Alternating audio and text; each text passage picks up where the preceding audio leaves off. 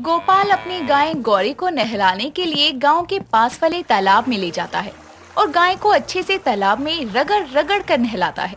कुछ देर बाद वो उसे चारा खिलाने के लिए पास के ही खाली खेत में घास खाने के लिए छोड़ देता है।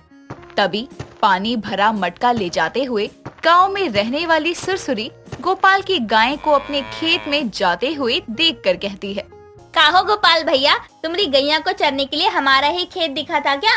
देखो तो सारा घास एक बार में खा गई। अरे सुरसुरी बहन, कितनी बार कहा है तुम्हें, मेरी गाय का नाम है, वही कहा करो। तुम्हें याद ना रहे, इतना कठिन तो नाम नहीं है उसका। हाँ हाँ ठीक है गौरी, तुम अपनी गौरी को घर में चारा वारा काहे नहीं डालते? देखो ऐसे हमरे खेत में अपनी गौरी को ना छोड़ा करो।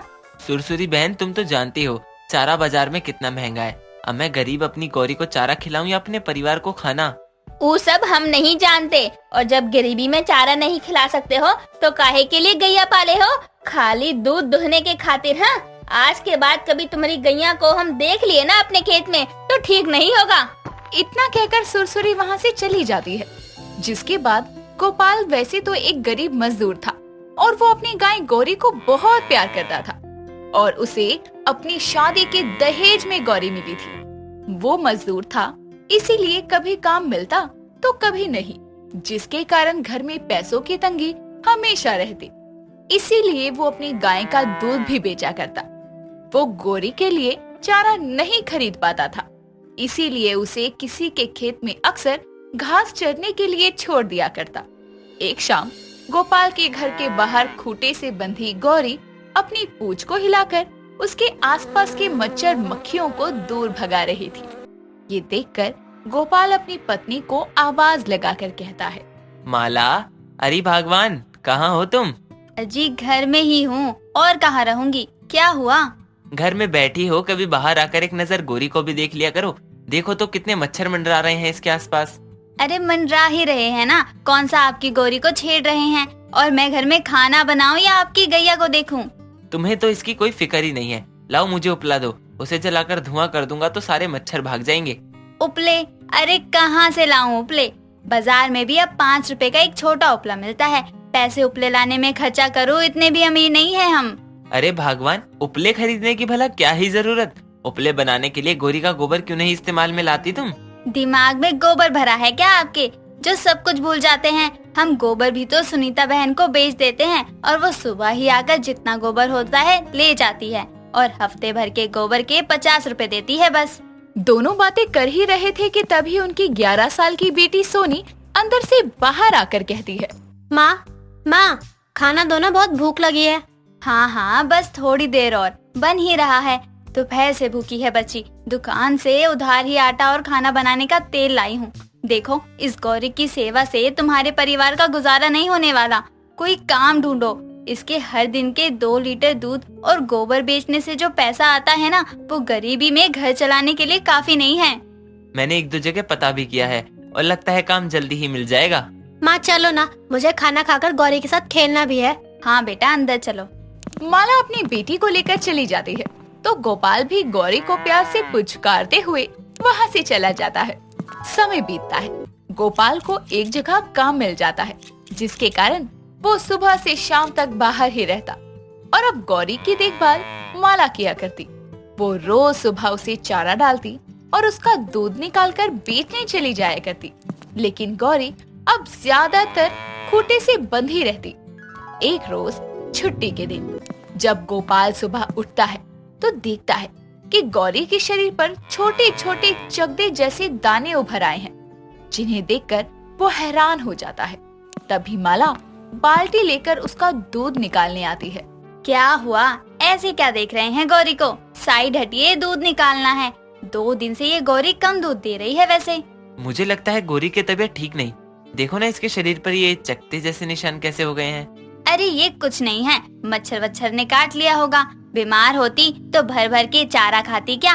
नखरे हैं इसके, अभी घुमाने को नहीं मिल रहा ना, सारा दिन खूंटे से ही तो बंधी रहती है। जानवरों के बिना अलग ही नखरे हैं। माला के कहने पर गोपाल भी इतना ध्यान नहीं देता। तभी उसकी बेटी सोनी गौरी के साथ खेलने लगती है। कुछ दिन ऐसे ही बीतते हैं। एक शाम काम से लौटते हुए वो देखता है कि गांव में रहने वाले लल्लन के घर के आगे भीड़ जमा है। तभी वो आगे बढ़कर देखता है कि लल्लन की 2 गायें जमीन पर बेसुध हालत में पड़ी है और उनके शरीर पर चकते जैसे मोटे मोटे दाने हैं। तभी वो बगल में खड़ी सुरसुरी से कहता है, ये लल्लन की गैया को क्या हो गया? भगवान जाने गोपाल भैया, सुनने में तो आ रहा है कि दोनों गैया को कोनो वायरस हो गया, जिसके चलते गुजर गई दोनों। वायरस? वही तो, अभी इंसान वाला वायरस गया नहीं, देखिए ना जानवर वाला कौन सा नासपिटा वायरस आ गया। लल्लन का तो रो रो कर बुरा हाल हो गया है। वायरस की बात सुनकर उसे अपनी गौरी का ख्याल आता है। वो जल्दी से घर पहुंचता है तो देखता है कि गौरी आराम से चारा खा रही थी, लेकिन उसके शरीर के वो दाने अब बढ़ते जा रहे थे। अगली सुबह जब वो काम पर निकल रहा था, तभी उसे माला के जोर जोर से चिल्लाने की आवाज आती है। तो माला के पास पहुंचकर वो देखता है कि खूंटे से बंधी गौरी जमीन पर बेसुध पड़ी है और उसके मुंह से लार निकल रही है। वो अपनी गैया को ऐसे देखकर परेशान हो जाता है और तुरंत डॉक्टर को बुलाने निकल जाता है। थोड़ी देर में वो पशुओं के डॉक्टर को लेकर आता है। डॉक्टर गौरी की जांच करता है। डॉक्टर साहब, मेरी गौरी को वो अचानक बीमारी कैसे हो गई? गोपाल देखो, तुम्हारी गौरी के लक्षण बता रहे हैं कि वो लंपी वायरस की चपेट में है। वायरस? पर डॉक्टर साहब, हम तो गौरी को कहीं लाते ले जाते भी नहीं हैं, तो फिर? देखिए, वायरस दुधारू पशुओं में फैलने वाला वायरस है। गांव में 4-5 और गायों में भी पाया गया है और देश के अनेकों हिस्सों में इसके चलते बहुत सी गायों की प्रजातियां नष्ट हो रही हैं। यानी अब हमारी गौरी भी नहीं बचेगी बाबा? देखिए, दिल छोटा मत कीजिए। आपकी गाय के मुंह से लार आना, ये चकते जैसे दाने, बुखार आना और शायद अब आपकी गौरी पहले जितना दूध भी नहीं देती होगी। हाँ डॉक्टर साहब, दिन में 2 बार दूध देती थी, लेकिन अब तो 1 बार में भी बहुत कम देती है। देखिए डॉक्टर साहब, हमारे पास एक ही गाय है, इसको बचा लीजिए। देखिए, घबराइए मत, ठीक तरह से देखभाल मिलेगी तो आपकी गौरी ठीक होगी। फिलहाल मैं इसके बुखार के लिए एक इंजेक्शन दे रहा हूँ और इसे अब एंटीबायोटिक देनी होगी, वो मुझे शहर जाकर लानी होगी। तब तक आप लोग इसके आसपास साफ सफाई का ध्यान रखें और अपनी बच्ची को अभी इससे दूर ही रखना। ये सैनिटाइजर है, रोज गौरी के शरीर पर छिड़कते रहिए। डॉक्टर गोपाल को सब कुछ समझाकर वहाँ से चला जाता है और गोपाल अपनी गौरी को ऐसे देखकर रोने लगता है। गोपाल की गाय वायरस की चपेट में है, ये बात पूरे गांव में फैल जाती है। तो जो 2-4 लोग गाय का दूध खरीदते थे, वो भी अब दूध लेना बंद कर देते हैं। गोपाल डॉक्टर के कहे अनुसार गौरी के शरीर को सैनिटाइज करता है। अगले दिन डॉक्टर आकर गौरी को एंटीबायोटिक्स का इंजेक्शन लगाता है। तो गोपाल कहता है, डॉक्टर साहब, इससे मेरी गौरी ठीक तो हो जाएगी ना? देखो गोपाल, कहा नहीं जा सकता, इस वायरस का अब तक कोई टीका नहीं है। मैं बस गौरी के लक्षणों के हिसाब से उसे दवाई के टीके लगा रहा हूँ। इससे फर्क पड़ेगा तो ये पूरी तरह ठीक भी हो सकती है और नहीं भी। इसीलिए न ही ज्यादा उम्मीद लगाओ, न ही हिम्मत हारो। गरीब गोपाल अपनी एकलौती गैया के लिए बहुत परेशान था। वो दिन रात उसकी देखभाल करता। डॉक्टर भी आकर उसे समय समय पर एंटीबायोटिक्स के इंजेक्शन देते, जिससे गौरी की हालत में सुधार होने लगता है। वो पहले की तरह खाना शुरू कर देती है और जमीन पर भी ज्यादा देर नहीं लेटती। ये देखकर गोपाल उसका परिवार खुश हो जाता है। बस उसके शरीर पर उन दानों के थोड़े बहुत निशान अभी भी थे, लेकिन एंटीबायोटिक्स और साफ सफाई का ध्यान रखने से गरीब गोपाल की गाय फिर से स्वस्थ हो जाती है।